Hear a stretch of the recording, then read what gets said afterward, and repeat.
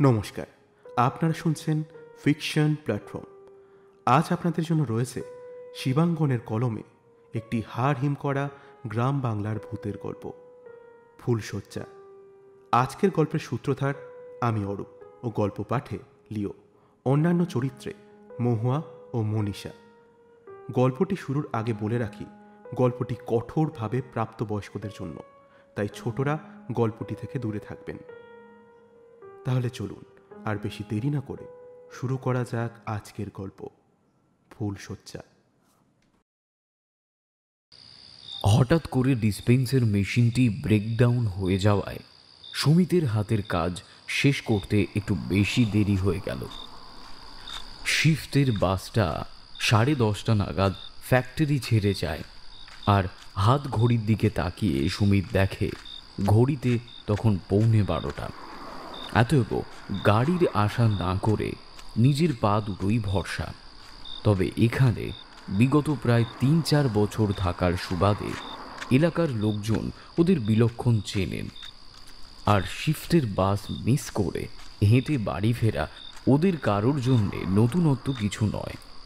Night গার্ডদের সাথেও ওদের বেশ মুখ চেনা হয়ে গেছে। মাঝে মাঝে তো ওরা নাইট গার্ডদের সাথে সাইকেলে ওদের কোয়ার্টারে ফিরে আসে। এটাই ওদের মোটামুটি নিত্য নৈমিত্তিক ঘটনা। এখন কেমন যেন অভ্যেস হয়ে গেছে। তবে অন্যান্য দিনের কথা আলাদা। আজ সুমিত চেয়েছিল একটু তাড়াতাড়ি বাড়ি ফিরবে, কিন্তু হঠাৎ করে সন্ধ্যার দিকে মেশিন ব্রেকডাউন হতে ওর সে পরিকল্পনা ভেস্তে যায়। আসলে আজ ওদের কোয়ার্টারে একটা ছোট্ট উৎসব আছে।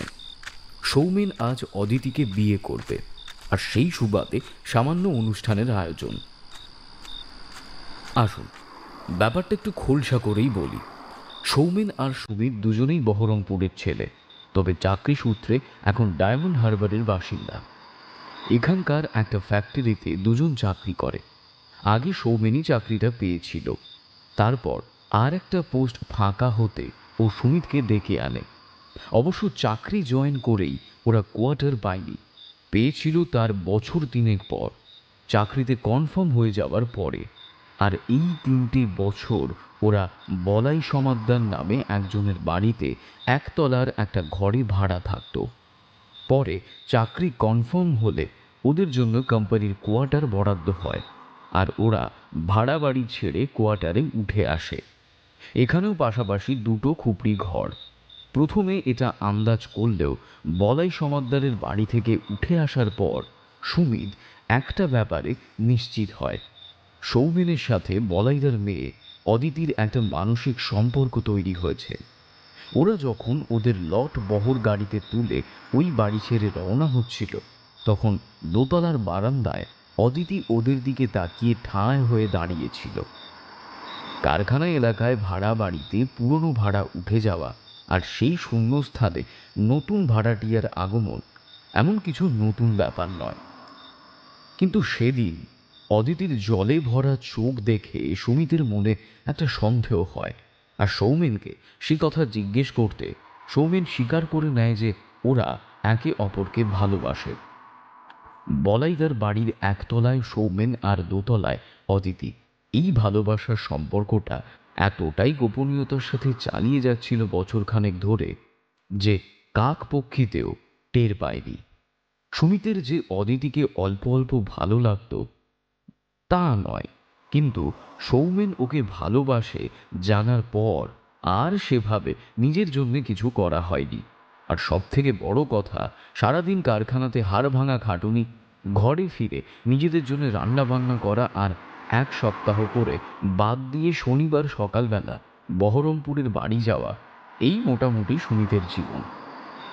বরাবরই একটু বেশি সংসারী সে, আর সৌমেন ঠিক উল্টো। সাংসারিক বুদ্ধি ওর বেশি নেই, যে কোনো ব্যাপার নিয়ে হই হই করতে ভালোবাসে। এই তো সেই দিনকার ঘটনাটাই যদি ধরি, সুমিত ওকে বারণ করেছিল এভাবে হুট করে অদিতিকে বিয়ে করার সিদ্ধান্তটা না নিতে। প্রাথমিকভাবে ওদের দুজনের বাড়ি থেকেই ওদের সম্পর্কের কথা মেনে না নিলেও আস্তে আস্তে ঠিক মেনে নিত। হাজার হোক, সৌমেন আর অদিতি দুজনেই ওদের বাবা মায়ের একমাত্র সন্তান। তাদের মনের ইচ্ছে কি আর বাবা মা বেশি দিন অগ্রাহ্য করে থাকতে পারে? পারে না। কটা দিন গেলে ঠিক মেনে নিত, কিন্তু ওর কথা শুনলে তো। গত রবিবার দিনকে বিকালে অদিতি ওদের কোয়ার্টারে এসেছিল। সুমিত হাজারবার বোঝালেও ওদের কেউই ওর কথা শুনতে চায়নি। তুমি বুঝতে পারছো না সুমিতদা, আমার বাবা সৌমেনকে দু চোখে দেখতে পারেন না। উনি কিছুতেই সৌমেনকে মেনে নেবেন না। আসলে কি জানিস তো সুমিত, বলাইদাকে তো আমি চিনি। ওনার আসলে প্রয়োজন একটা রাজপুত্রের মতো জামাই। কমপক্ষে 50,000 টাকা মাস গেলে মাইনে, নিজস্ব বাড়ি গাড়ি সব থাকতে হবে। তবে উনি অদিতির পাত্র হিসেবে তাকে বিবেচনা করবেন। সুমিত মনে মনে হিসেব কষে, যাক বাবা, ও নিজে অদিতির সঙ্গে কোনো সম্পর্কে জড়ায়নি। 50,000 টাকা মাইনে পায় সে, সাথে নিজস্ব গাড়ি নিজস্ব বাড়ি, এসব তো কল্পনাও করতে পারে না সুমিত। ওর বাবা রিটায়ার করেছেন বেশ কিছুদিন হলো, সামান্য পেনশন। আর অবিবাহিত দুই দিদি সামান্য টিউশনি করে যেটুকু অর্থ উপার্জন করে তাতে কোনো মতে টেনে টুনে ওদের সংসার চলে। নিজের পরিস্থিতি বিচার করে অদিতিকে পাওয়ার সমস্ত আশা ত্যাগ করে ও তখন। সৌমেনের আনন্দেই সে মেতে ওঠে। সে ঠিক আছে, কিন্তু ব্যাপারটা বড় তাড়াহুড়ো করা হয়ে যাবে না? না রে সুমিত, তুই বুঝতে পারছিস না। বলাইদা যখন একবার উঠে পড়ে লেগেছে, তখন ঠিক অদিতির জন্য একটা না একটা পাত্র খুঁজে বের করবেই।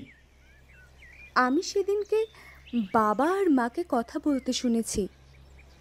বাবার এক বন্ধুর ছেলে কানাডা না কোথায় থাকে, তাকে নাকি বাবা বাড়িতে আসতে নিমন্ত্রণ করেছে। শুনেছি তার বাবা নাকি কোটিপতি। বুঝতে পারছিস তো সুমিত, বলাইদা মনে মনে কি ফন্দি ভাবছে। তাই আমি আর অদিতি একরকম ঠিক করেই ফেলেছি, আমরা রেজিস্ট্রিটা করে রাখি। তারপর আমাদের বাড়িতে বলে দেখব, মেনে নিলে ভালো, আর না মেনে নিলে নিজেরাই নিজেদের মতো করে একটা সংসার পাতব। দেখ, 50,000 টাকা মাইনে না পেলেও আমরা তো কেউ ফেলনা নয়, তাই না? সব দিক বিচার করে সৌমেনের বলা কথাটা সুমিতের খুব একটা অপ্রাসঙ্গিক বলে মনে হয় না, তাই ওকে সম্মতি জানিয়েই বলে, দেখ যা ভালো বুঝিস। তবে আমার মনে হয় রেজিস্ট্রি ম্যারেজ করতে গেলে তোদের আগে অনেক ফর্মালিটিস পূরণ করতে হবে। তার থেকে বরং তোরা পালিয়ে গিয়ে কোনো একটা মন্দিরে বিয়েটা সেরে নে। একবার অতিথির কপালে সিঁদুর উঠে পড়লে তোদের কারোর বাড়ি তোদের আর ফেলতে পারবে না। তার মানে তুই বলতে চাইছিস আমরা পালিয়েই বিয়ে করব? দেখ, তাতে কিন্তু রিস্ক অনেক বেশি। ছাড় তো, কিসের আবার রিস্ক? তুই ওকে ভালোবাসিস আর ও তোকে, তোরা দুজনেই সাবাল লোক, তাহলে কার কি বলার আছে রে? ওসব রেজিস্ট্রির ঝামেলায় যাস না, একেবারে বিয়েটা করে নে, তারপর জোড়ায় গিয়ে বাবা মায়ের পায়ে হাত দিয়ে ক্ষমা চেয়ে নিবি, ব্যাস, তাহলেই হয়ে গেল। কিন্তু সুমিতদা, তাতে যদি হিতে বিপরীত হয় তখন কে সামলাবে? আরে তোরা এত ভাবছিস কেন? আমি আছি তো নাকি? আমি ডায়মন্ড হারবার টাউনে তোদের জন্য একটা হোটেল বুক করে রাখবো। তোরা কটা দিন সেখানে থাকিস, আর তার মধ্যে সব কিছু মিটমাট হয়ে গেলে আবার বাড়ি ফিরে যাস। সত্যি সেদিন সুমিতের এই পাশে দাঁড়ানোটা ওদের দুজনের জন্যেই খুব কাজে দিয়েছিল। সত্যি বলতে কি, ওরা দুজনেই চেয়েছিল বিয়েটা করে নেবে, কিন্তু এমন কাউকে পাচ্ছিল না যে ওদের মনে সেই সাহসটা জোগাবে। তাই সুমিত সেটা করতেই ওদের মনে হলো সব দ্বিধাদ্বন্দ্ব এক নিমেষে পরিষ্কার হয়ে যায়। সেটাই ঠিক করে ওরা। সামনের শনিবার, অর্থাৎ আজকে, ওরা বাড়ি থেকে পালিয়ে আসবে। সেই দিনে রাতের মতো ওদের কোয়ার্টারেই মাথা গুঁজে থাকতে হবে। তবে কোম্পানির কোয়ার্টার তো, লুকিয়ে চুরিয়ে একদিন ব্যবস্থা করা গেলেও বেশি দিন সম্ভব হবে না। তাই পরদিন সকাল হলেই ভোর ভোর ওরা ফিরে যাবে ডায়মন্ড হারবার টাউনে। সেখানে আগে থাকতে সুমিত একটা হোটেলে ঘর বুক করে রাখবে ওদের জন্যে। সেখানে পৌঁছে বাড়িতে যোগাযোগ করা হবে, আর যাতে বাইরের কেউ সন্দেহ না করে তাই ওদের সবাইকেই একদম স্বাভাবিক থাকতে হবে, যাতে ওদের আচার আচরণে কাক পক্ষীতেও ওদের পরিকল্পনার কথা টের না পায়। সন্ধ্যার শিফটে ডিউটি হলেও ওই 1:30টা নাগাদ বাড়ি থেকে বের হয় সুমিত। তার আগেই ও রাতে ওদের 5-6 জনের জন্যে খাসির মাংস রান্না করে রেখেছে। সৌমেন বিকেলে অদিতিকে নিয়ে চলে আসবে, আর ওদের পাশের কোয়ার্টারের সুবিমল আর হারাধনকেও ওদের সঙ্গে থাকতে বলেছে সুমিত। নিজেদের মধ্যে একটা ছোটোখাটো অনুষ্ঠান মাত্র, বন্ধুর বিয়ে বলে কথা। সবাই মিলে একটু আনন্দটা ভাগ করে নেওয়া যাবে আর কি। কিন্তু কপালের এমন গেরো সব কিছু পরিকল্পনা করে রাখলেও সুমিতের নিজেরই বাড়ি ফিরতে অনেকটাই দেরি হয়ে যায়।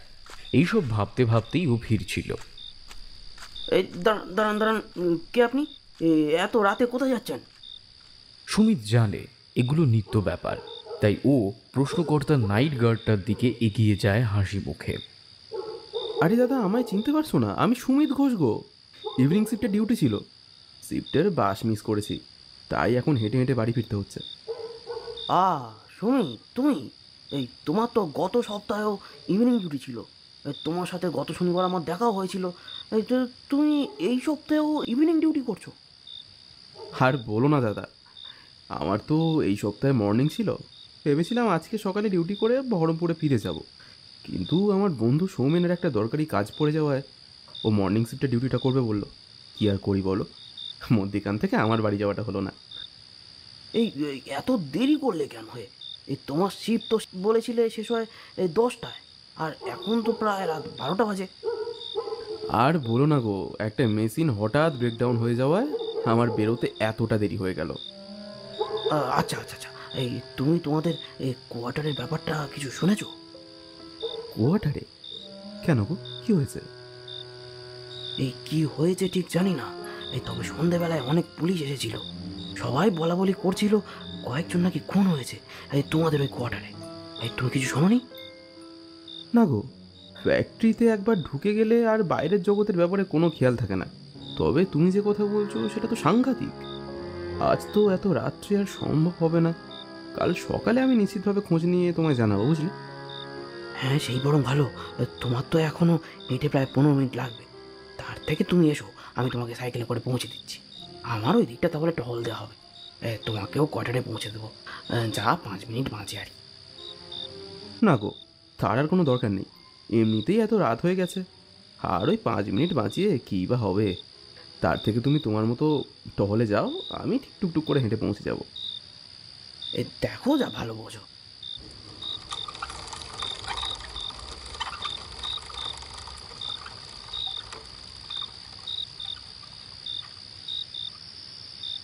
তবে সেই নাইট গার্ড ছেলেটির থেকে ওদের কোয়ার্টারে খুন হওয়ার ঘটনা শুনে বেশ ভয় পেয়ে যায় সুমিত। ছোটবেলা থেকেই এসব ভুতুড়ে ব্যাপার, অশরীরী, প্রেতাত্মা ইত্যাদি শুনলে ওর বেশ ভয় করে। কোয়ার্টার তো এমনিতে খুব নিরাপদ জায়গা, কোনোদিন চুরি ছিনতাইয়ের ঘটনা ঘটেছে বলে সুমিত শোনেনি। সেখানে আজ হঠাৎ খুন হওয়ার কথা শুনে বেশ ভয় পেয়ে যায় সুমিত। রাম রাম জপ করতে করতে পা চালিয়ে কোয়ার্টারের দিকে যেতে থাকে ও। একবার মনে মনে নিজের উপরই বিরক্ত হয়ে ওঠে ও। ইস, কি মাথা মোটার মতো সেই নাইট গার্ড দাদাটিকে ও ফিরিয়ে দিল। ওর সাইকেলে চলে আসলে সময়টা যদি আরেকটু বাঁচত, ওকে এখন এই বাকি পথটুকু একা হেঁটে আসতে হতো না। কি যে আহম্মকের মতো কাজ করে না ও। যাই হোক, মিনিট 10 ভেতর এসে পৌঁছায় ওদের কোয়ার্টারের মেন গেটে। গেটে উপস্থিত গার্ড ওকে স্যালিউট করে, ওর যাওয়ার রাস্তা করে দেন।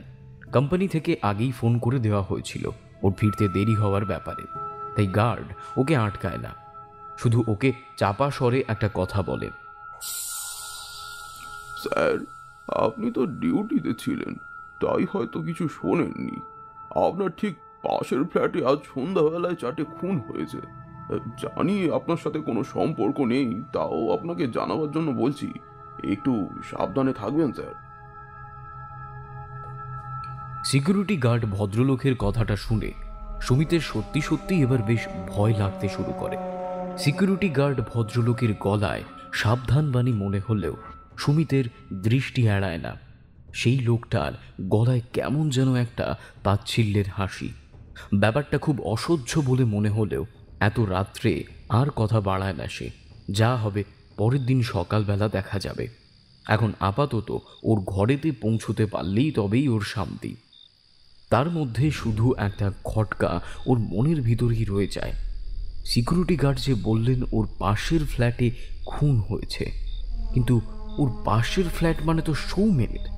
সুমিত বুঝতে পারে সিকিউরিটি গার্ডের নিশ্চয়ই কোনো ভুল হয়েছে, না হলে যে সৌমেন আজকে সদ্য বিয়ে করে আনতে গেছে তার ফ্ল্যাটে এমন আনন্দের দিনে কি খুন হবে। সুমিত ওর ফ্ল্যাটের দরজা খুলতেই একবার আর চোখে দেখে নেয় সৌমেনের ফ্ল্যাটের দরজা ভেতর থেকে বন্ধ। নিশ্চয়ই ওর জন্য অপেক্ষা করে করে ওরা রাত্রে বিশ্রাম নিতে চলে গেছে। অদিতিকে সাথে করে নিয়ে এসেছে তো, আর সে কথা মনে পড়তেই একটা লজ্জা লজ্জা ভাব যেন ফুটে ওঠে সুমিতের মধ্যে। যত যাই হোক, আজ সৌমেন আর অদিতির ফুলশয্যা, তাই ওদের ব্যাপারে আর কথা না ভেবে নিজের ঘরে ঢুকে ভিতর থেকে দরজা বন্ধ করে দেয় সুমিত। ওদের আজ ফুলশয্যা কথাটা মনে হতেই বুকের ভেতরটা কেমন যেন মুচড়ে ওঠে সুমিতের। সৌমেনের মতো না হলেও ও তো অদিতিকে ভালোবেসেছিল, কিন্তু ওকে নিজের করে পাওয়াটা ওর আর কপালে হয়ে উঠল না। আসলে সুমিতের কপালটাই খারাপ। সৌমেন এবারেও ওকে টেক্কা দিয়ে চলে গেল। এবারেও টেক্কা দিয়ে দিল। হাত মুখ ধুয়ে খেতে বসে গিয়ে সুমিত একটা থালাতে ওর অফিস ক্যান্টিন থেকে নিয়ে আসা রুটি আর ঘুগনিটা সাজিয়ে নেয়। ওর জন্যে সৌমেনদের রেখে যাওয়া খাসির মাংস যেমন ঢাকা ছিল তেমনই থাকে। ওটা খেতে আর মন চাইছে না সুমিতের। ও জানে রিমিও খাসির মাংস খেতে খুব ভালোবাসত, আর রিমি চলে যাবার পর থেকে আর কোনোদিনও খাসির মাংস খায় না সুমিত। এইসব ভাবতে ভাবতে কখন যে দু চোখে ঘুম জড়িয়ে এসেছে সুমিতের চোখে তা ওর নিজের খেয়াল পড়ে না। হঠাৎ যেন একটা জোরে ধাক্কা খেয়ে ধড়মড় করে উঠে বসেও। হাত ঘড়ির দিকে তাকিয়ে দেখে রাত প্রায় 2:15। এতক্ষণ এখানে বসেই বেচারা ঘুমিয়ে পড়েছে। তাড়াতাড়ি করে উঠে বেসিনে গিয়ে হাত মুখ ধুয়ে আবার খাবার টেবিলে ফিরে আসে সুমিত। ও জানে সবাই ফিরে গেলেও বল্টু, পচা আর রিমি ওর জন্য ঠিক অপেক্ষা করে থাকবে। রিমি ওদের থেকে বয়স একটু ছোট, ক্লাস 9-এ পড়ে, আর ওরা সবাই এবার মাধ্যমিক দিয়েছে। হ্যাঁ, বল্টুও ওদের সাথে মাধ্যমিক দিয়েছে, তবে আগের 2 বছর ক্লাস 9-এ পড়ার পর। খাতায় কলমে ওরা সবাই মাধ্যমিক পরীক্ষার্থী, আর ওদের মধ্যে বল্টুর একটা নেতা সুলভ ভাব আছে, আর রিমি ওদের মধ্যে বয়সে সব থেকে ছোট হলেও উৎসাহ ওর মধ্যে সব থেকে বেশি। মূলত ওই সুমিতকে টেনে টেনে নিয়ে যায়, না হলে ক্লাসে সুমিতের একটা সুনাম আছে, ও নাকি ভীষণ ভীতু। শোনো শোনো, সবাই শোনো। সৌমেনদার ঠাকুমা গতকাল নতুন আমের আচার বানিয়েছে, নতুন কাচের বয়ামে। এখন সেগুলো রোদে শুকোচ্ছে। আমাদের আজকে দুপুরের মধ্যে সেগুলোকে সাভার করতে হবে। আমি সৌমেনদাকে বলে রেখেছি। হ্যাঁ, ও আমাদের জন্য সদর দরজা খুলে রাখবে বলেছে। শুধুমাত্র আমি বলেছি বলেই দরজা খুলে রাখবে, নইলে রাখতো না। সুমিতের বেশ মনে আছে সেই প্রথম সৌমেন ওদের দলে এসে ঢোকে, আর সেটাও নাকি শুধুমাত্র রিমির কথায়। সেই শুরু। তবে সৌমেন ওদের দলে যোগ দেওয়ার পরে ওদের আনন্দের মাত্রা কিছুটা পরিবর্তন হয়ে যায়।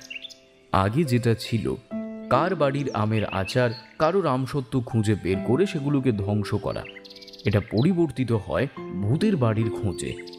সৌমেনের মতে নাকি বড় হতে গেলে একটু স্মার্ট হতে হবে, কিন্তু সেটা করতে গিয়ে একে একে বল্টু, পচা সবাই ওদের দল থেকে ছেড়ে যায়। রয়ে যায় শুধু সৌমেনের গুণমুগ্ধ রিমি আর রিমির জন্য পাগল সুমিত। সুমিতের বেশ মনে আছে এইভাবে একবার সৌমেনের পরিকল্পনা করে প্রতাপগড়ের পুরানো জমিদার বাড়িতে যাবে ওর সঙ্গী রিমি আর সুমিত। জমিদার বাড়ি নাকি ভুতুড়ে।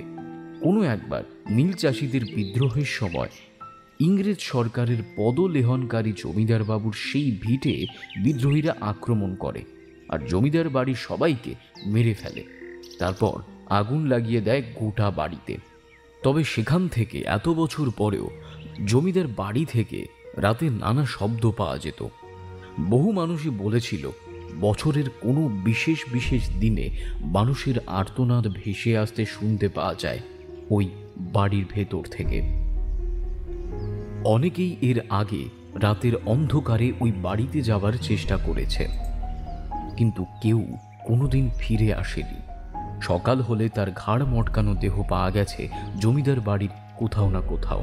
আর সেই কারণে ওই বাড়ি সম্পর্কে ধীরে ধীরে মানুষের মনে ভীতি এতটাই ডানা বাঁধে যে রাতের বেলা তো কোন ছাড়, দিনের বেলাতেও সেই বাড়ি সকলে এড়িয়ে চলতে থাকে। আর মানুষের অযত্নে একাকী পড়ে থাকে সেই জঙ্গলাকীর্ণ জমিদার বাড়ি। তাই প্রথম সৌমেন যখন সেখানে যাবার পরিকল্পনা করে তখন সুমিত একেবারেই রাজি হয়নি, কিন্তু বাদ সাধে রিমি। ওর সৌমেনদা যখন বলেছে তখন সেটাই ওর কাছে বেদ বাক্য। ওরা ঠিক করে সামনের অমাবস্যাতে ওরা সেই জমিদার বাড়িতে যাবে, আর সেই মতো ওরা পরিকল্পনা বাস্তবায়িত করার জন্য এগোতে থাকে। সেই শেষ ওদের একসঙ্গে ভূতের বাড়িতে অভিযান করা। কারণ সৌমেনের দেখানো পথে সেদিন সুমিত ফিরে আসতে পারলেও রিমি কিন্তু ফিরে আসতে পারেনি। বেশ কিছুদিন পুলিশ তদন্ত করে, কিন্তু ধীরে ধীরে একদিন সময়ের নিয়মে রিমি হারিয়ে যায়। যেহেতু সেই ভুতুড়ে জমিদার বাড়ি যাওয়ার পরিকল্পনা শুধুমাত্র ওরা তিনজনই জানত, তাই আর কেউ জানতে না পারলেও শুধু সুমিত আর সৌমেন জানত রিমি হারিয়ে গেছিল ওই ভুতুড়ে জমিদার বাড়ির কোনো একটা অন্ধকার প্রকোষ্ঠে। আর তারপর থেকে প্রায় বছর 5 ওদের আর কোনো যোগাযোগ ছিল না। কলেজে পড়ার সূত্রে সুমিত থেকে যায় বহরমপুরে, আর সৌমেন চলে আসে কলকাতায়। তারপর আবার এই ডায়মন্ড হারবারে চাকরি সূত্রে দুজনের সাথে দেখা হয়। তবে বহরমপুরে থেকে গেলেও তারপর থেকে সুমিতের জীবনটা কিন্তু অন্যরকম হয়ে যায়। কারোর সাথেই আর সেভাবে কথা বলতে ইচ্ছে করতো না সুমিতের। নিজেকে দিন দিন একটা খোলসের মধ্যে ঢুকিয়ে নিতে থাকে সুমিত। ও রিমি চলে যাওয়াটা যেন কিছুতেই মন থেকে মেনে নিতে পারতো না। ও শুধু বুঝতে পারত রিমি যেন এখনো ওর কাছেই আছে, ঠিক আগে যেমন ছিল ঠিক সেই রকমই। পার্থক্য শুধু একটাই, আগে যেরকম ভাবে আনন্দে ও হাসি খুশিতে থাকতো এখন আর সেটা নেই। বড় কষ্টে আছে রিমি, আর সেটা জানতে পারার পরেও ওর জন্য কিছু করতে না পেরে নিজেকে বড় অসহায় মনে হতো সুমিতের।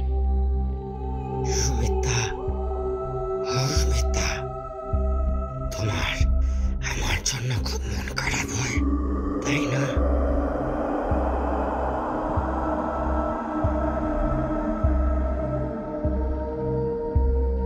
কথাটা শুনেই চমকে যেদিক থেকে শব্দটা এসেছিল সেদিকে তাকায় সুমিত। এ গলা চিনতে ভুল সুমিত করতে পারে না।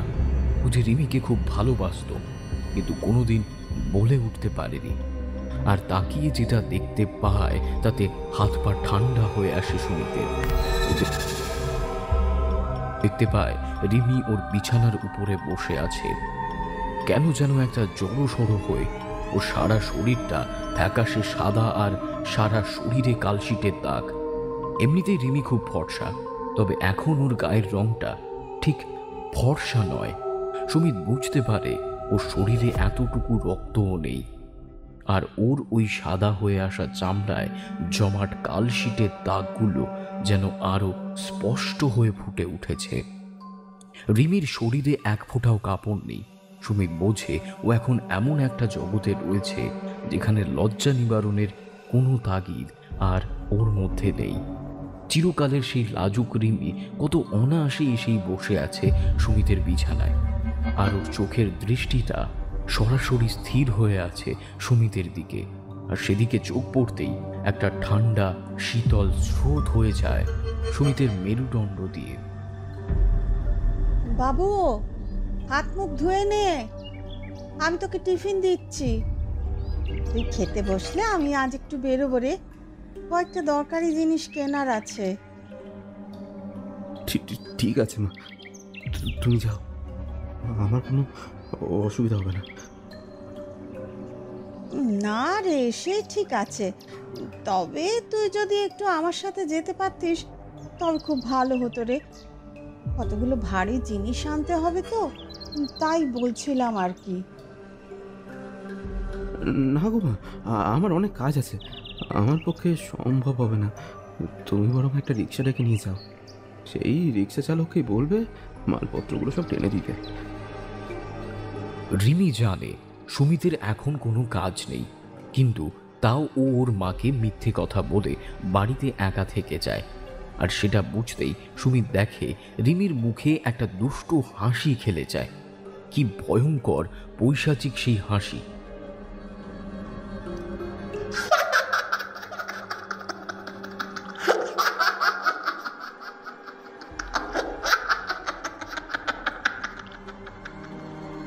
রিমির মুখের দিকে তাকাতেই সুমিত দেখতে পায় ওর চোখের ভিতরগুলো পুরো সাদা, আর সারা শরীর দেখে মনে হচ্ছে যেন একটা কঙ্কালের গায়ে একটা সাদা চামড়া কোনো মতে জড়ানো হয়েছে। তুমি খুব মিথ্যে কথা বলতে শিখে গেছ সুমিতা, তুমি খুব মিথ্যে কথা বলতে শিখে গেছ। তোমাকে আমার খুব অচেনা লাগছে।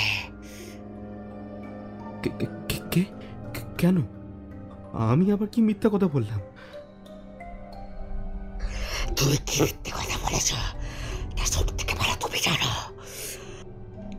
গোটা জগৎ না জানলেও তুমি তো জানো সেদিন জমিদার বাড়িতে কি হয়েছিল।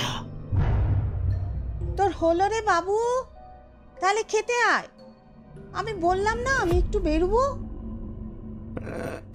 হ্যাঁ আসছি। ঘর থেকে বেরিয়ে আসার মুহূর্তে একবার পেছন ফিরে রিমির দিকে তাকায় সুমিত। ও দেখতে পায় রিমি তখন হামাগুড়ি দেওয়ার মতো করে দেয়াল বেয়ে উপরের দিকে উঠে যাচ্ছে। একটা বেশ মোটা টিকটিকি অনেকক্ষণ ধরে ওর দিকে তাকিয়েছিল। কয়েক কদম এগিয়ে যাওয়ার পর রিমি অতর্কিত আক্রমণ করে সেই টিকটিকিটাকে। ক্ষিপ্র সাপদের মতো 4 পায়ে লাফিয়ে গিয়ে পড়ে সেই টিকটিকিটার উপর, আর ওর লম্বা চেরা জিভ বের করে টিকটিকিটাকে গিলে নেয়।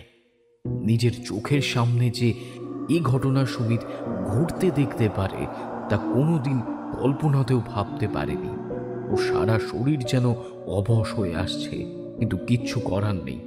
মা বেরোবেন তাই তাড়া দিচ্ছেন। আর সুমিত এটাও জানে ওর মা বাড়ি থেকে বের হয়ে গেলে রিমি ওকে ছাড়বে না। সেদিন রাতের অন্ধকারে জমিদার বাড়িতে ওর করা অপকর্মের শাস্তি দিতেই রিমি ফিরে এসেছে। ওর মৃত্যু অবশ্যম্ভাবী।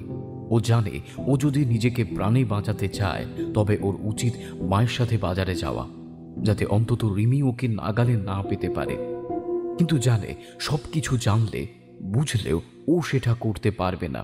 একটা অদৃশ্য শক্তি ওকে বাধ্য করছে রিমির কাছে থাকতে।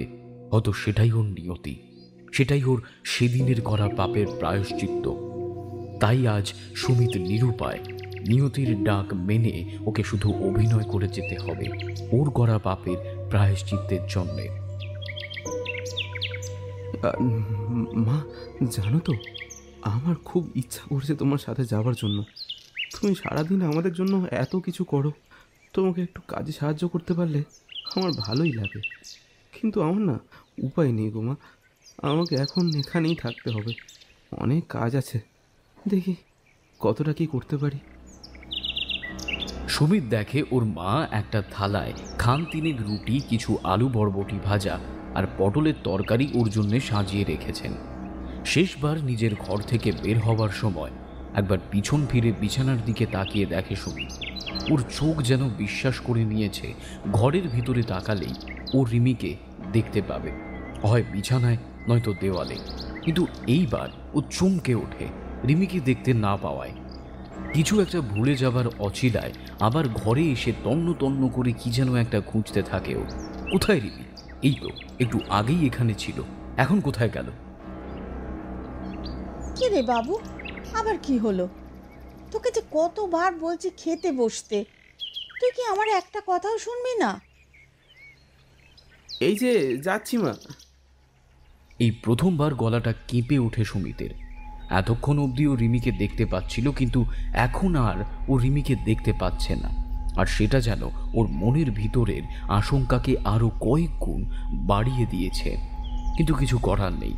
খাবার টেবিলে এসে ও চেয়ারটা টেনে নিয়ে বসে, কিন্তু নিজের সুন্দর করে সাজানো খাবারের থালাটা দেখে চমকে ওঠে সুমিত। কেউ যেন সেখান থেকে খুবলে খুবলে খাবার খেয়েছে, অত্যন্ত অপরিষ্কার করে, চারিদিকে ছড়িয়ে ছিটিয়ে। কিন্তু ও তো খেতেই আসেনি। ওর বুঝতে অসুবিধা হয় না ওর পৈশাচিক খাবার খেয়ে রিমি আর মন ভরছে না।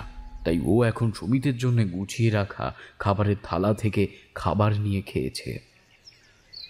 আমি চললাম রে বাবু, তুই দরজাটা বন্ধ করে দে আর সাবধানে থাকিস। ঠিক আছে। বলে ঘরের দরজাটা বন্ধ করতে এগিয়ে আসে সুমিত, আর তখনই দেখে সিঁড়ির চাতালে রিমি দাঁড়িয়ে।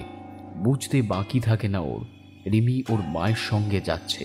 তবে টুকটাক প্রয়োজনীয় জিনিসপত্রগুলো কিনে আর বাড়ি ফেরা হয় না ওনার। বড় রাস্তার কাছে লেভেল ক্রসিংয়ে দ্রুতগামী গাড়ি এসে থেতলে দিয়ে যায় সুমিতের মাকে।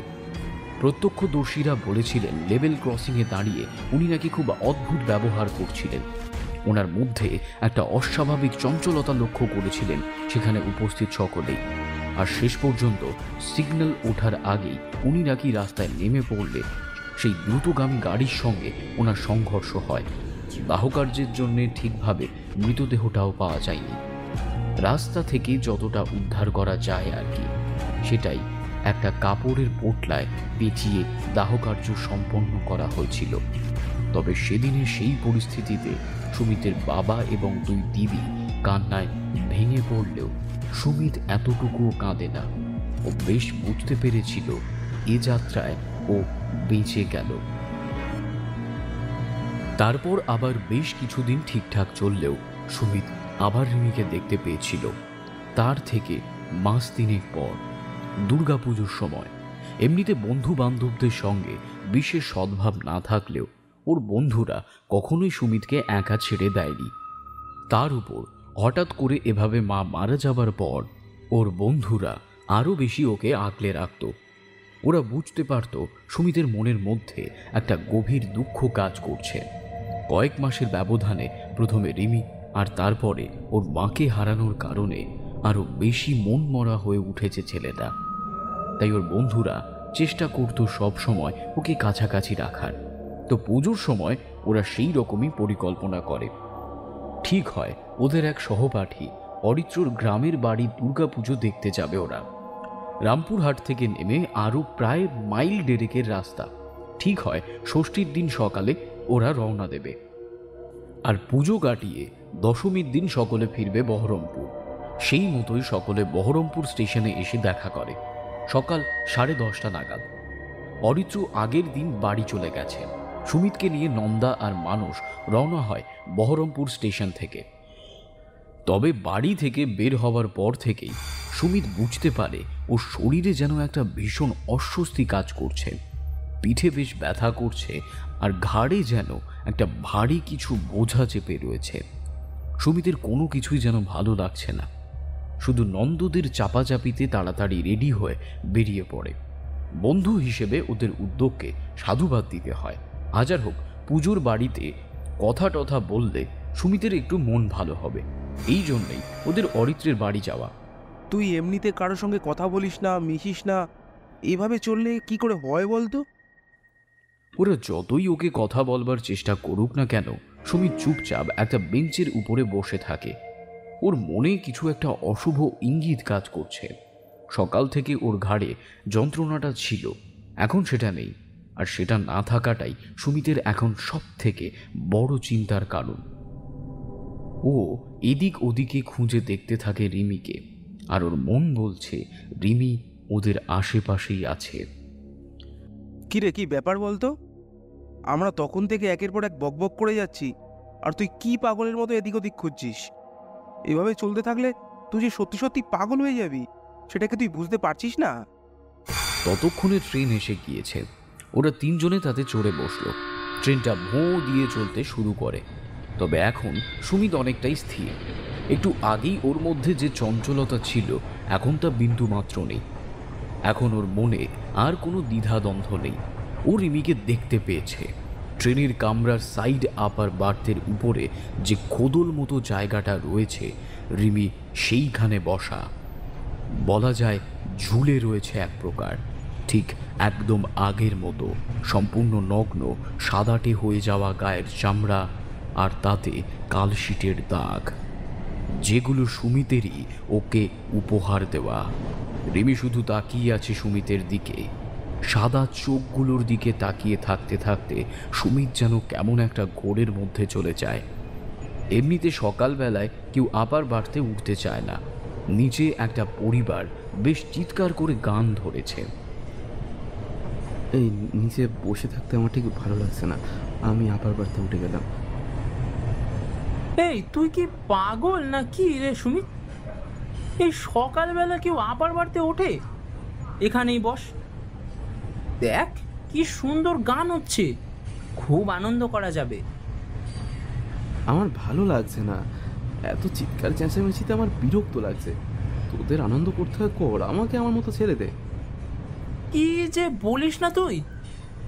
একসঙ্গে বেড়াতে গেলে আমরা নিচে আনন্দ করব আর তুই ওপরে ঘুমাবি, এভাবে হয় নাকি? দেখ না সুমিত, একটা গান গাইতে পারিস কি না? তুই তো আগে কত সুন্দর গান করতিস, একটা গান ধর না রে। না না, আমার কিচ্ছু ভালো লাগছে না। আমি তো তোদের সাথে আসতে চাইনি, আমাকে তো তোরা জোর করে টেনে এনেছিস। আমি তো বলিনি আমাকে নিয়ে তোরা পুজো বাড়িতে চল, আমি তো বারবার বলেছি আমার এসব ভালো লাগে না। হ্যাঁ, তা ভালো লাগবে কেন? ও শুধু ভালো লাগে নিচের ওই অন্ধকার ঘুপচির মতো ঘরটাতে ঢুকে বসে থাকতে আর সারা দিন রিমির নাম জপ করে যেতে। তুই কেন এই বাস্তবটা মেনে নিতে পারছিস না সুমিত? রিমি আর নেই। নন্দর এই কথাটা বলার সাথে সাথে ধর্মর করে সাইড আবার বাড়তে উঠে আসে সুমিত। ওরা কেউ দেখতে না পেলেও সুমিত ঠিকই দেখতে পেয়েছে নন্দর কথা শুনে রিমি প্রচণ্ড রেগে গিয়েছে। সুমিত জানে এখনই যদি ওকে আটকানো না যায় তবে নন্দকে এখন কেউ বাঁচাতে পারবে না। রিমির রাগ যে কি ভয়ঙ্কর তা জানে শুধু সুমিত। মন্ত্রের মতো বিড়বিড় করে সুমিত, তুই কিছু মনে করিস না রিমি, ওরা তো জানে না তুই আমাদের সঙ্গে আছিস, তাই ভুল করে তোর ব্যাপারে বলে ফেলেছে। ওদের তুই ক্ষমা করে দে, আমি কথা দিচ্ছি, আমি ওদের হয়ে ক্ষমা চাইছি। তুই আর ওদের উপরে রাগ করিস না। আসলে আমি বুঝি রে, তুই যেমন আমায় খুব ভালোবাসিস তেমনি ওরাও আমাকে খুব ভালোবাসে, আর আমাকে একটু ভালো রাখার জন্যই ওরা এসব করে। তুই আর রাগ করিস না রে। তখনকার মতো সুমিতের ক্ষমা চাওয়া শুনে রিমি শান্ত হয়, তারপর আবারও ফিরে যায় যেখান থেকে ও এসেছিল। নামে দুর্গাপুজোর আশ্বিন মাস হলেও চারপাশে একটা গুমোট গরম রয়েছে, বিশেষ করে ট্রেনের এই কম্পার্টমেন্টের ভিতর। আর একটা যেন চাপা দুর্গন্ধ। কোথা থেকে গন্ধটা আসছে সেটা বোঝা না গেলেও কম বেশি সকলেই সেটা পেয়েছে। আর সকলকে অবাক করে দিয়ে সেই চাপা ভ্যাপসানো গরমের ভেতর সুমিত একটা গায়ে কম্বল মুড়ি দিয়ে শুয়ে পড়ে। আর ধীরে ধীরে রিমি প্রবেশ করে যেতে থাকে ওর গায়ে পেতে থাকা কম্বলের মধ্যে। এই কি ব্যাপার বলতো মানুষ? সুমিতের কি জ্বর এলো নাকি? এই গরমে লোকে নাভিশ্বাস ফেলতে পারছে না, সেখানে ও কিনা গায়ে মোটা কম্বল চাপা দিচ্ছে। হয় ওর শরীর খারাপ, হয় পুরো মাথাটা খারাপ হয়ে গেছে। দাঁড়া দেখছি ওর জ্বর এসেছে কিনা। এই বলে মানুষ উঠে দাঁড়িয়েছে। ওর কপালে হাত দিয়ে দেখতে যাবে, ঠিক সেই সময় একটা বেশ বলিষ্ঠ হাত এসে ওর হাতটা চেপে ধরে। আর সেই ভদ্রলোক চোখের ইঙ্গিতে মানুষকে নিষেধ করেন সুমিতকে ছোঁয়ার থেকে। তারপর মুখে আঙুল দিয়ে ওকে কিছু একটা করতে নিষেধ করে ওকে ওর নির্ধারিত সিটে গিয়ে বসতে বলেন। দেখো ভাই, আমি বেশ কিছুক্ষণ ধরে তোমাদের বন্ধুকে দেখছি। ওকে দেখে আমার যেটা মনে হচ্ছে সেটা কিন্তু সাংঘাতিক। ওর এটা কোনো পাগলামি নয়, আমার মনে হচ্ছে ওর ওপর কোনো অশুভ ছায়ার প্রভাব রয়েছে। আর যদি খুব ভুল না করি তবে তোমরা বা আমি কেউই তাকে দেখতে পাচ্ছি না। তাকে দেখতে পাচ্ছে শুধু তোমাদের বন্ধু। এই কি বলতে চাইছেন আপনি? আমাদের বন্ধুকে ভূতে ধরেছে? আপনি কি পাগল? আপনি জানেন শেষ কয়েকটা মাসে ওর ওপর দিয়ে কত ঝড় বয়ে গেছে? ও মানসিকভাবে কতটা বিধ্বস্ত, এসব কোনো খোঁজ আছে আপনার? দেখো ভাই, সে তোমাদের বন্ধুর সাথে কি হয়েছে সেটা তোমরাই বলতে পারবে। আমি যেটা চোখের সামনে দেখতে পাচ্ছি সেটাই বললাম। এই দেখুন, একদম ফালতু কথা বলবেন না। ভুল করছো ভাই, আমি তোমাদের ভালোর জন্যই তোমাদের এই কথা বলছি। আমার কথাটা বোঝার চেষ্টা করো, তাতে তোমাদেরই ভালো। আর যদি একটা বাজে কথা বলেন তবে কিন্তু মানুষ নন্দর হাতটা ধরে ওকে চুপ করে বসতে বলে। তারপর সে ভদ্রলোকের উদ্দেশ্যে বলে, দাদা, আমি আপনার কথা বুঝতে পেরেছি। আমি জানি আপনি যে কথা বলছেন সেটা অগ্রাহ্য করার মতো ব্যাপার নয়, কিন্তু এই পরিস্থিতিতে আমাদের কিছু করার তো নেই। এ তুই কি বলছিস মানুষ? তুই ওই লোকটার কথা শুনে আমাদের বন্ধুকে সন্দেহ করছিস? তুই ভাবছিস ওকে ভূতে ধরেছে?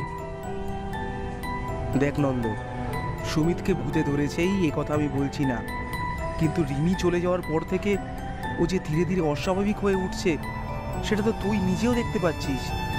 কারোর সাথে কথা বলে না, রাতে ঘুমোয় না, সবসময় একা একা থাকে, আর কি যেন একটা বিড়বিড় করে। এটাকে তুই কি স্বাভাবিক বলবি বল? না, সেটা হয়তো নয়, কিন্তু যদি সেটাও হয় তার জন্য ডাক্তার আছে, সাইকিয়াট্রিস্ট আছে, আমরা সেভাবেও সমস্যার সমাধান করতে পারি। শোনো ভাই, আমি নিজে একজন সাইকিয়াট্রিস্ট। আমার নাম অম্লান পুরকায়স্থ। হয়তো আমার নাম তোমরা শুনে থাকলেও থাকতে পারো। রুগী দেখার মধ্যে আমাদের কাছে অনেক ধরনের কেস আসে, আর সেই অভিজ্ঞতা থেকেই বলছি, তোমাদের বন্ধুর সমস্যাটা মানসিক নয়, ওর মধ্যে অশরীরীর ছায়া স্পষ্ট। স্যার, আপনি ডক্টর অম্লান পুরকায়স্থ? আপনার নাম অনেক শুনেছি। এই সুমিতের জন্যই খোঁজ নিতে গিয়ে আপনার নাম আমি শুনেছি। আমি আপনাকে কিছু বাজে কথা বলে ফেলেছি চিনতে না পেরে। আমাকে ক্ষমা করবেন স্যার। সে ঠিক আছে, কিন্তু তোমরা এখন কোথায় নামবে? আমার মনে হয় তোমার বন্ধুকে যত তাড়াতাড়ি সম্ভব আমার চেম্বারে নিয়ে যেতে হবে। আচ্ছা, আপনার চেম্বারটা কোথায় স্যার? আমার চেম্বার কলকাতায়, কিন্তু সেখানে পৌঁছাতে অনেক দেরি হয়ে যাবে। তার থেকে কৃষ্ণনগরে আমার পৈতৃক বাড়ি আছে, সেখানে কিছু ব্যবস্থা আছে। তোমরা বরং ওকে নিয়ে কৃষ্ণনগরে নেমে পড়ো, আমার সাথে চলো, আমি তারপর দেখছি।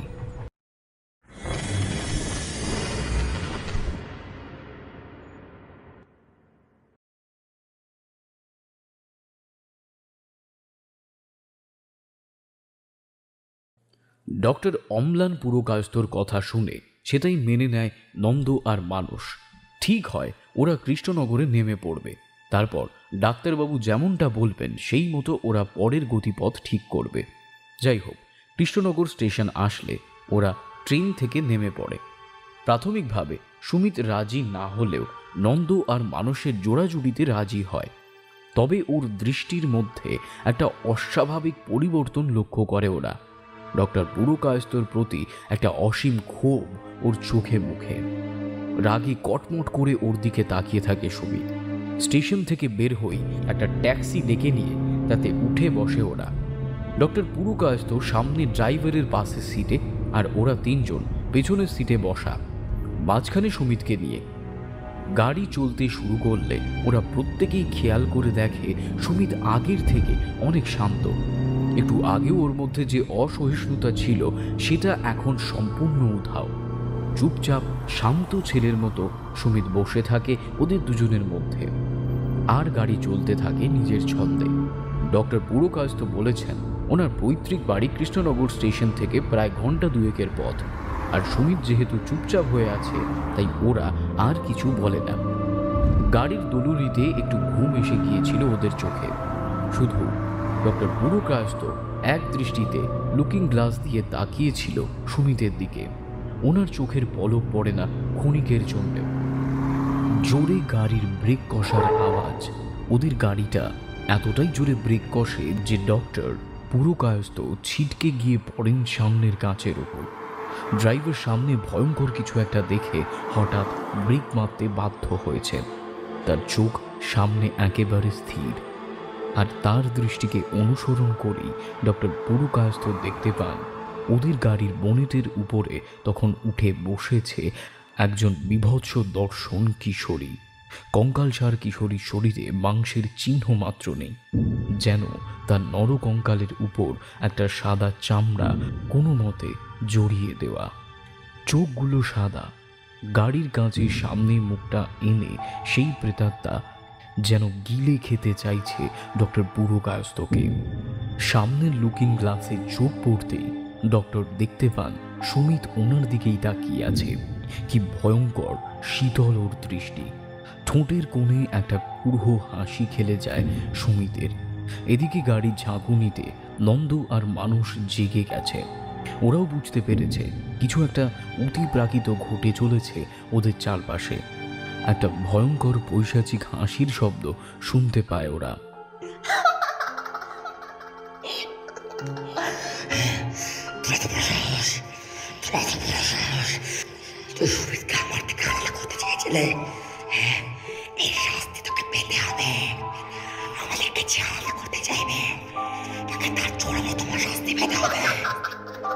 নন্দরা সেই পৈশাচিক হাসি শুনতে পেলেও চোখে কিছুই দেখতে পায় না, শুধু দেখতে পায় সুমিত ওদের মাঝখানে বসে আছে, একেবারে শান্ত সুবোধ বালকের মতো। শুধু ওর মুখে একটা বাঁকা হাসি। মুখে কোনো কিছু না বললেও ওর সেই হাসি অনেক কিছুই বলে যায়। আর ততক্ষণে ওরা দেখতে পায় কোনো একটা অদৃশ্য শক্তি ডক্টর পুরকায়স্থকে ওনার চুলের মুঠি ধরে গাড়ির ভেতর থেকে টেনে রেখেছে। আর সেই টান এতটাই ভয়ঙ্কর যে যন্ত্রণায় ছটফট করছেন ডক্টর পুরকায়স্থ। এই পরিস্থিতিতে কি করণীয় সে ব্যাপারে বিন্দুমাত্র ধারণা নেই নন্দর আর মানুষের। ওরা অবাক হয়ে তাকিয়ে থাকে ওদের সামনে ঘটে চলা সব কিছুরই দিকে। শুধু সুমিত অস্বাভাবিক রকমের শান্ত, যেন ডক্টর পুরকায়স্থ সেই আর্তচিৎকার ও উপভোগ করছে।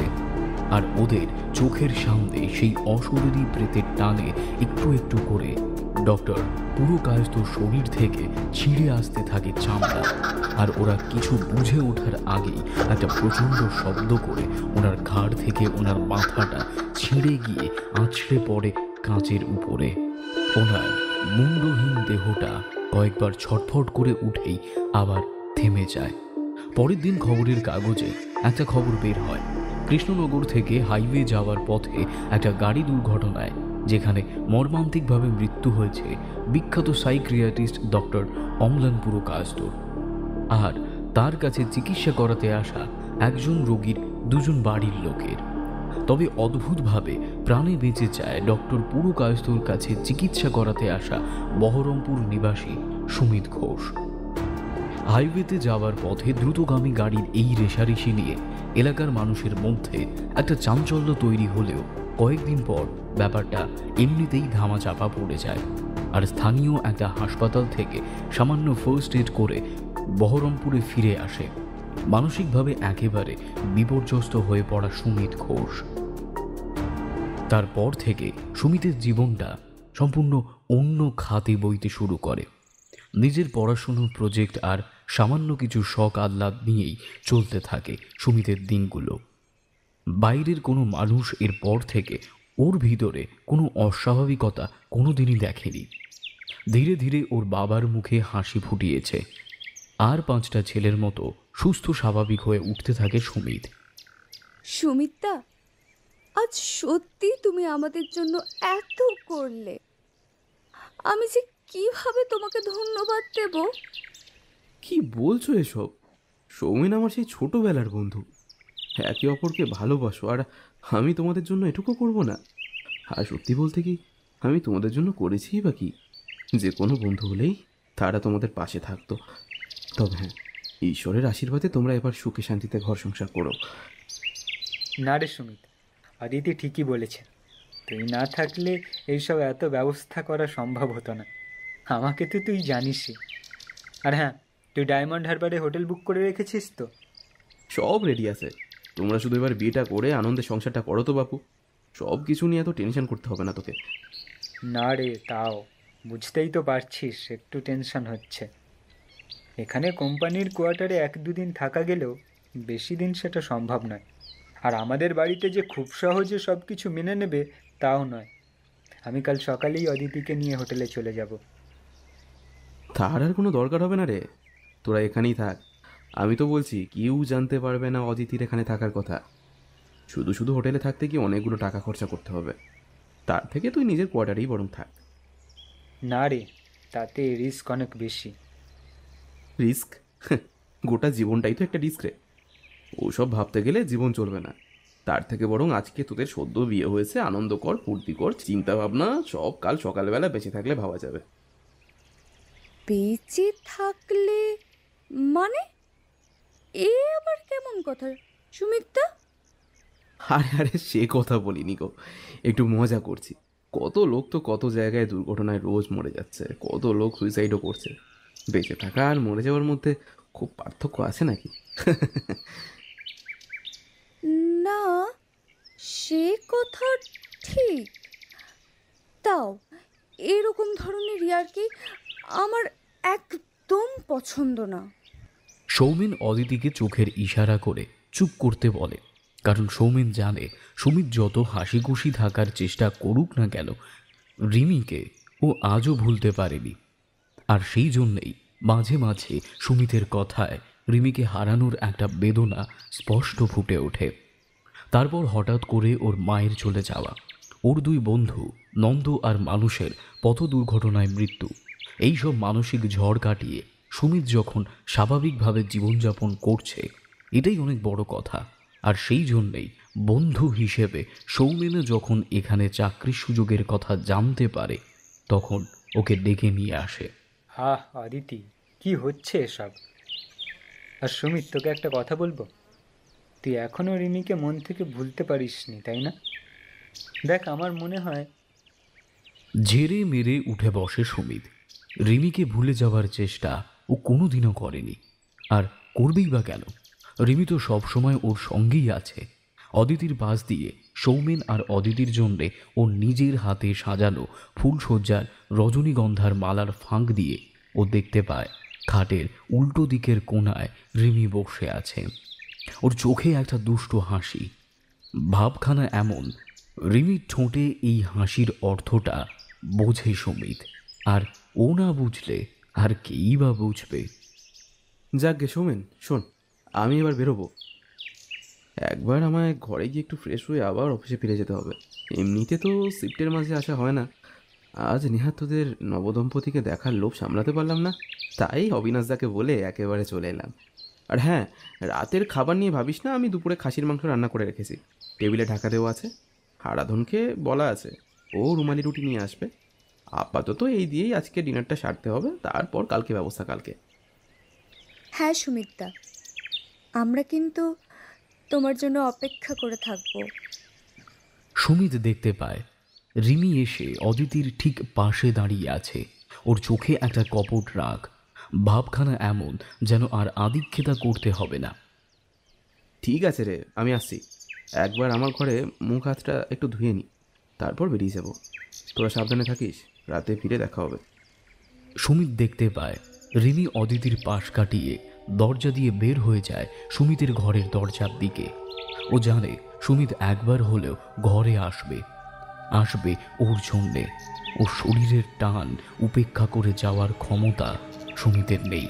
ছোট্টবেলা সেই কিশোরী রিমির মতো দরজার পেছনে লুকিয়ে থাকেও, ঠিক আগে যেরকমটা করত। পেছন থেকে হঠাৎ করে ধাক্কা দিয়ে চুমকে দিত সুমিতকে। আর আজও সেটাই করবে ও, কারণ আজ রিমি খুব খুশি। একা একা এই জীবনটা থেকে আজ মুক্তি পেতে চলেছে রিমি। আজ ওর সাথে খেলা করার জন্য কয়েকজন বন্ধু আসবে, শুধুমাত্র ওকে একাকিত্ব থেকে মুক্তি দেওয়ার জন্যে। আজ ওদের জন্য রান্না করা খাসির মাংসে তাই বিষ মিশিয়ে দিয়েছে সুমিত। তাই রিমি এখন নিশ্চিন্ত, আজ রাতেই ওর সাথে সঙ্গ দেওয়ার জন্যে আসবে সৌমেন আর অদিতি।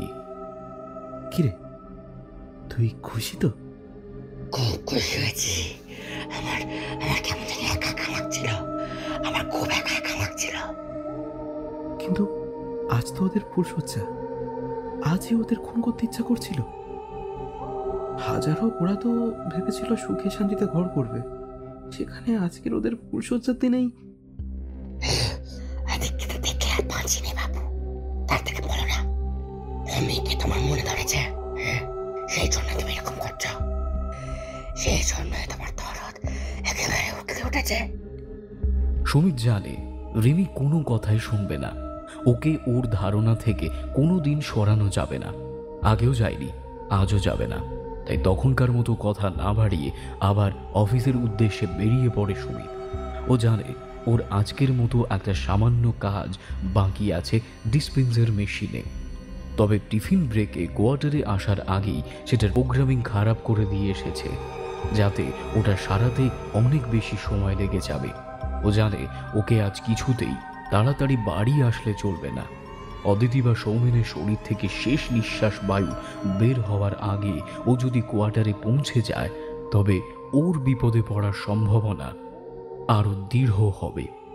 আর সেটা যাতে না হয়, তাই সব রকমের পরিকল্পনা করে এসেছে ও, যাতে সাপও না মরে আর লাঠিও না ভাঙে। ঘড়িতে তখন প্রায় 2:30। খাবার টেবিলে বসে খেতে খেতে কখন যে চোখে একটু তন্দ্রা এসে গেছিল বুঝতে পারে না। এইভাবেই রোজ হয়। তারপর রিমির আসার সময় হলে ও এসে ওকে ডাকে, সুমিতা, ও সুমিতা, ঘুমিয়ে পড়লে নাকি? হ্যাঁ, আজ না তোমার বন্ধুর ফুলশয্যা? এত তাড়াতাড়ি ঘুমিয়ে পড়লে হবে? গলাটা শুনে চমকে ওঠে সুমিত।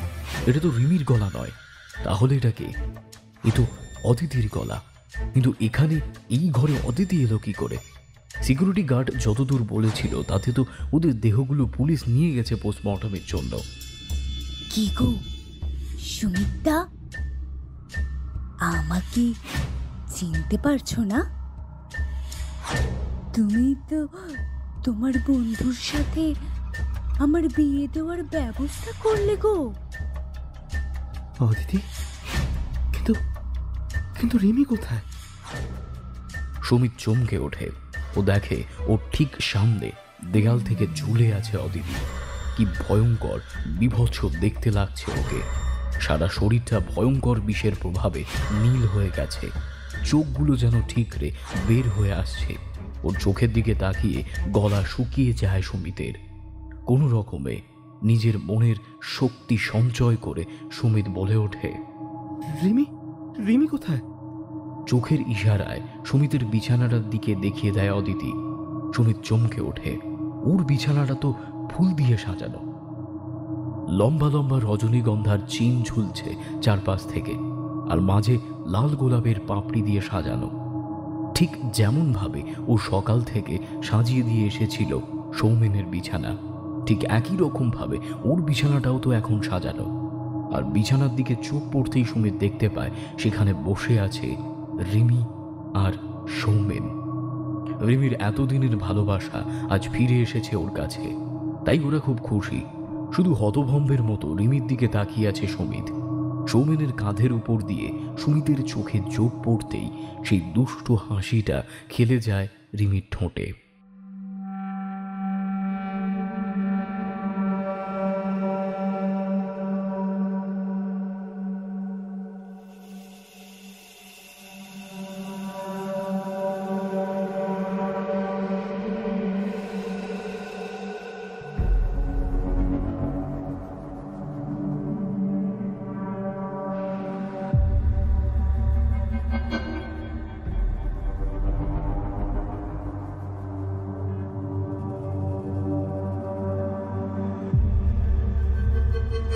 আপনারা এতক্ষণ শুনছিলেন শিবাঙ্গনের কলমে গ্রাম বাংলার ভূতের গল্প ফুলশয্যা। গল্পটি আপনাদের কেমন লাগলো তা আমাদেরকে নিচে কমেন্ট সেকশনে জানাতে ভুলবেন না। আর চ্যানেলে নতুন হলে প্লিজ আমাদের চ্যানেলটিকে সাবস্ক্রাইব করুন এরকম আরও অনেক গ্রাম বাংলার ভূতের গল্প শোনার জন্য। তাহলে আজকের জন্য এই পর্যন্তই। আবার দেখা হবে আরও নতুন নতুন গল্প নিয়ে। শুনতে থাকুন ফিকশন প্ল্যাটফর্ম।